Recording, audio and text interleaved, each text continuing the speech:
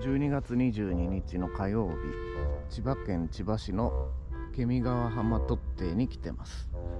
平日なんであんまり釣り人はいないんじゃないかなと思ってるんですけれども、ちょっと何が釣れてるか見ていきたいと思ってます。で今日は、調査だけなんで GoPro を使って撮ってるんでちょっと音声が悪いかもしれないです。じゃあちょっと行ってみます。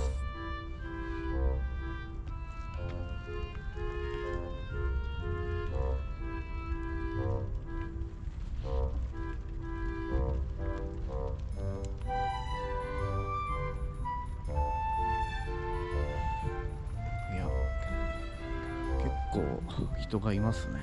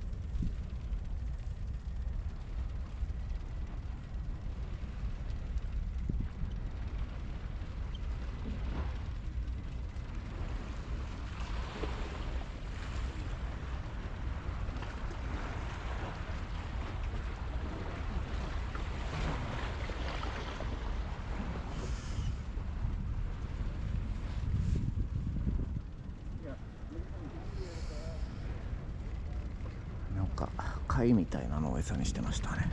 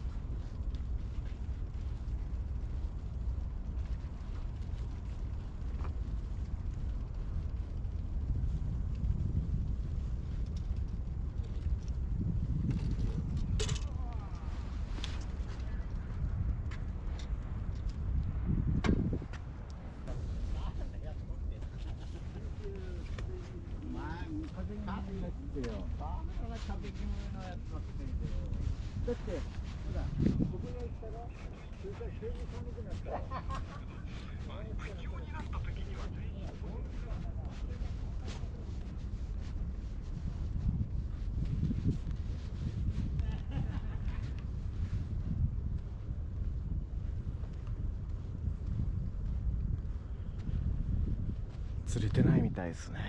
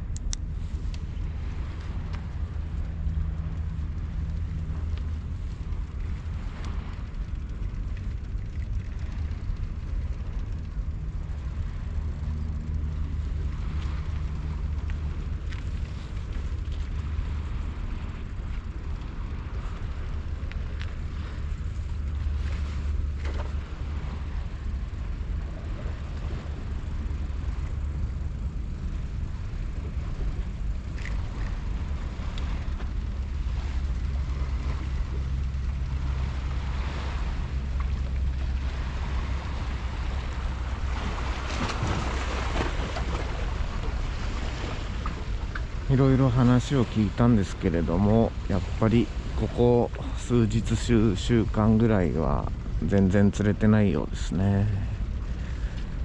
今の時期どこもダメなんですかね。